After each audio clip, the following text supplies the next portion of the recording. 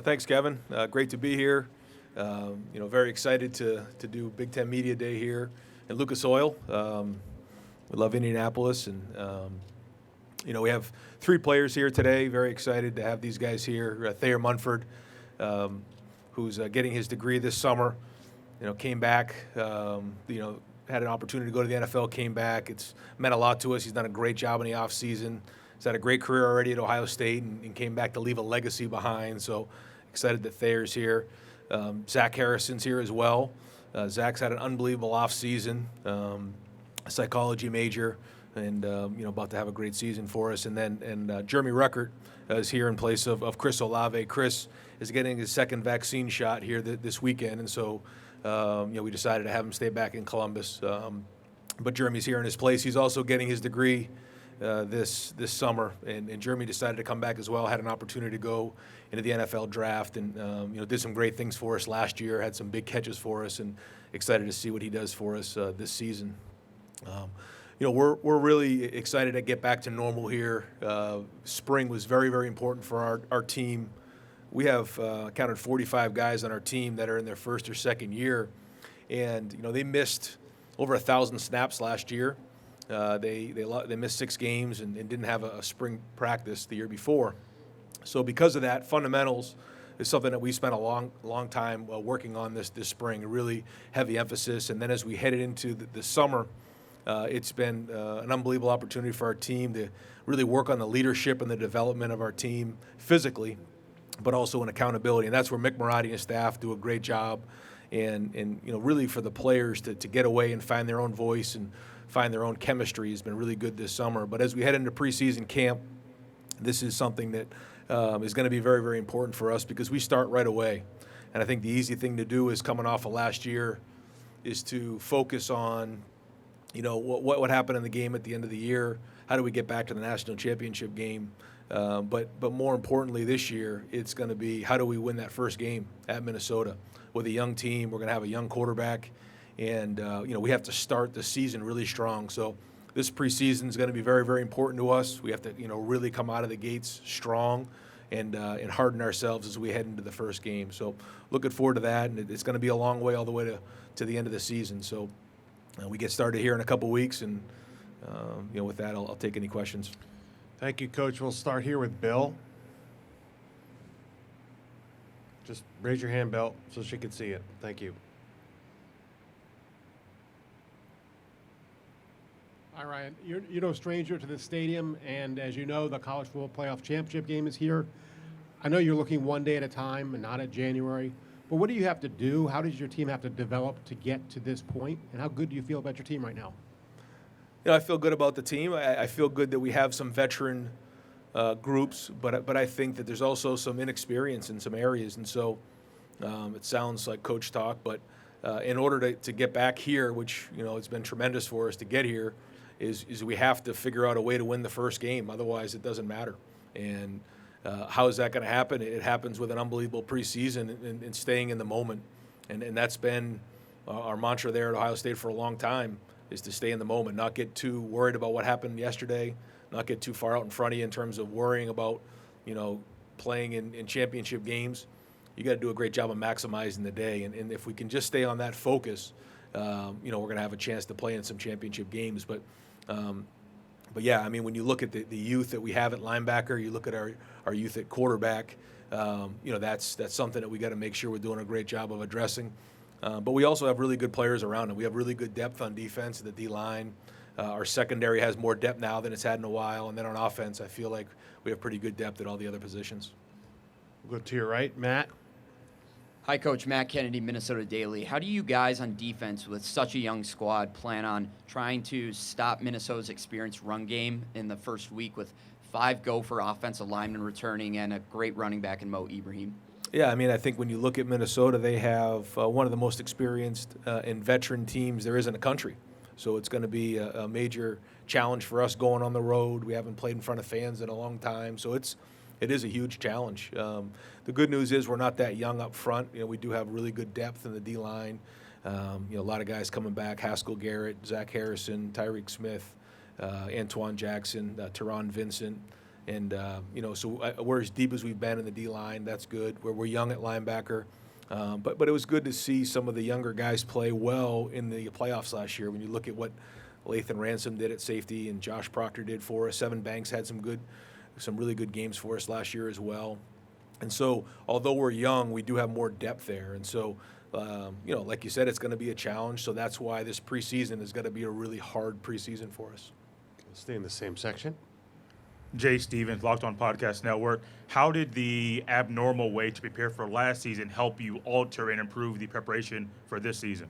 Well, one of the things we missed was routine. In a routine game, I think coaches, players, the whole program strives on routine, and getting back into that routine is what we missed desperately. So I think it's more of that is just I don't think we all really appreciated how much we missed the routine until it was gone, and every week it was something new. And we're kind of tired of living day to day that way and not knowing at least what the routine is going to be on a weekly basis. So getting back into a normal game week where you have your Sunday, Monday, Tuesday, Wednesday, all the way up into the game is something that we're really looking forward to.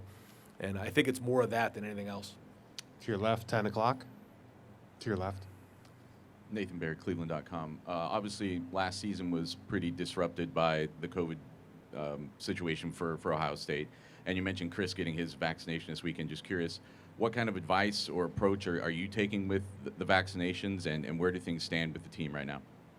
Yeah, I mean, the majority of our team is vaccinated. It's one of those things where I think you really have to take a look at, there's certain risks. There's certain risks with everything. I think there's risks with the virus. There's risks with the vaccine. There's risks with testing positive. There's risks with, contact tracing, not being able to play. And we've left that up to the players, and we try to do everything we can to educate them with our medical people, sports medicine.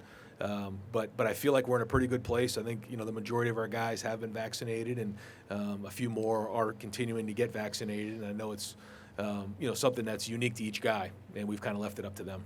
And keep rolling up front with 24/7. Hey, Ryan, Dave Biddle from 24/7 Sports. I want to ask you about the interior of your offensive line. Do you expect some good position battles there in camp? And specifically, who do you think is going to be your starting center? Yeah, so in the D-line, we roll the guys. Larry's done a great job of that over the years. O-line. Okay, yeah, O-line. Yeah, interior offensive line. Yeah, well, yeah, that's going to be a good battle there. I think Harry comes back. Harry Miller played in his second year. Very hard to do at Ohio State. And, has come back. He's, really changed his body, had surgery on his shoulder. Looks great. He's had a really good offseason. Paris Johnson is moved in from tackle and done a really good job, embraced that role. Really proud of the way he's embraced that role. This is one of the top defensive linemen in the entire country, decides he wants to play guard right now, which ultimately is going to really help him in his versatility and his value down the road. But then you also have guys like Luke Whippler is in there, Matt Jones, Josh Fryer, Enoch Viamahe. The good news is, like you said, we have a few guys in there, and if they all deserve to play, we will roll those guys. And so, some of those guys had to play. In the Michigan State game, when we lost all those guys, some guys had to step up in a big way and did.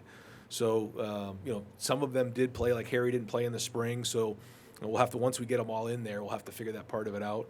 But even at tackle, DeJuan Jones did some really good things for us as well, and Nick's coming off of a little bit of an injury there. So there's some good versatility that we have. We got to find the best five and go from there. All the way on your left. Ryan, Tim May, Letterman Row. I was just wondering, you saw where Nick Saban said that Bryce Young is probably going to be upwards of $1 million in endorsements, et cetera, with the same image and likeness. I'm just wondering, are you costing one of your three guys money now, delaying naming him the starter, and where are you in that process? And what would the starting quarterback at Ohio State be worth, you think, on the open market? There was a lot of talk about projections last year, coming off of last year with what Justin, had the opportunity to make, and certainly those were big numbers, but it didn't happen. So we'll see when it all does come to fruition. I think that stuff will happen naturally, and I think the focus for all those guys just has to be, development. And if they're worried about starting, if they're worried about money, then they're worried about the wrong things. Those things happen, and they'll come naturally. But I do think that we need to consider down the road, somewhere along the line, maybe it's a year from now, figuring out how we spread some of that money out, because certainly the quarterback at Ohio State is going to have unbelievable opportunity. The wide receiver, the running back, there's going to be certain positions when you combine the brand of Ohio State, you combine the brand of Ohio State football, you combine the city of Columbus with our social media presence, it's like the perfect alignment. And so the opportunity for our guys is going to be unlike anywhere else in the country. However, how do we find ways to make sure we disseminate that throughout the team? Because, there's a lot of guys out there who are also playing football. There's guys who are blocking for the quarterback. There's guys who are covering the wide receivers. And while it's tricky and I don't really have quite the answer, I know that there's got to be some sort of formula down the road that we can consider. We'll keep moving to your right. Hey, good morning, Coach. Mike Moore with On the Move with Sports Kells. And let's just say for the past 10 years, man, your success at Ohio State has been unbelievable. So with getting these top-tier recruits from high school, bringing them to the next level, still having the same success, how do you go about in the locker room and on the field keeping these kids hungry and humble and kind of managing egos at the same time and keeping that winning culture? I think it starts with recruiting the right people. And I think recruiting in an honest manner where you tell them exactly the way it's going to be when they get here is very, very important. I think that if you recruit them a certain way, but then when they get here, it changes, that's when you can foster hard feelings. We tell them that there's nothing guaranteed. You're going to compete at the highest level. If you can make it Ohio State, you can make it anywhere. And guys who are highly competitive, that's what they want. They want it hard. I've talked to some of our freshmen who got in here just recently in the last couple months, and I ask them how they like the program, how do they like the strength and conditioning in the summer program. They go, it's hard, but that's why we came here. And that's what we tell them in recruiting. And if that's what they want and that's what they want to embrace, then they come here. For somebody who wants to just, hey, you're going to get on the field and play right away, this isn't the place for you. Now, for a lot of guys, they do play early. You're going to see a lot of our guys play as freshmen this year, but that's because they earned it. And I think if we recruit those type of people and those type of families, we'll continue to build this competitive environment. We'll move next door. Hey, Coach. J.L. Curvin, Indy Star. You just talked about how you're recruiting and how much that plays a big role in the youth of your team. But as you look through camp, what are those signs of maturity that you're looking for to sort of show you that you're on the right track? Yeah, that's a great question. I talked to our leadership council this week, and we talked about just random acts of leadership where in order to be a leader, you have to have different styles. And one of the styles that's the hardest for our generation is that one where you have to get in someone's face and challenge them. And so we try to create those type of conflict environments in practice, in workouts. Mick Marotti's the best in the business at it. And when guys can step up and speak out and have a voice in front of the team with leadership, and the first time it happens isn't when you're down by a score at halftime in front of the locker room where we have to rally the troops together. It happens in practice. It happens in workouts. And when we see those type of things, that's when we know we're taking the next step in terms of maturity because, there's the last few times we've been in the stadium right here, we've been down at halftime. And we had to come out in the second half and play really, really well. And the reason that happened was because of the leadership of our team. In the middle with Belt. Coach Bill Bender, Sporting News. Obviously, this recruiting cycle, you brought in 2 more 5-star defensive linemen in Jack and JT. I mean, you kind of started to answer it earlier, but what are the expectations for those guys in a group that pretty loaded on that side or that defensive line that you have there? Yeah, it's highly competitive. We roll guys. Larry Johnson loves to roll defensive linemen, so they're all going to play. And, Jack and JT are in 2 different situations. Jack came in January and put on a bunch of weight. He looks great. He's had a really good offseason. JT just got there, and so, it's going to be a little bit of a different lead into the season for him, but it's a long way to January. And so both of them are going to play, and hopefully they play a lot. We'll move over to your right. Coach, Jim Dominic, WMTR, Archbold, Ohio. What's the difficulty in a program such as ours, yours, with the transfer rule changing where kids can leave immediately, particularly with the great numbers of top athletes that Ohio State recruits? Do you have some difficulty? Do you have some idea of some difficulty with that? Some kids have already left. Yeah, it's inevitable that guys are going to leave. However, I think that when you recruit the right type of people, when you recruit in a transparent manner, and you're as honest as you can possibly be, then that's the best way to manage it. And I think that when you bring in great people who understand what it is, that there's going to be good days, there's going to be bad days. One of the things I tell recruits when they sit on my couch is, you know, it isn't always going to be great. You're going to wake up one day and ask yourself, why the heck did I come to Ohio State? I hate football. I said, how's that for recruiting? But that's the truth. And if they understand that coming in, that there's going to be bad days, there's going to be hard days, but if you choose Ohio State for the right reasons, then you'll see it through to the end of your graduation.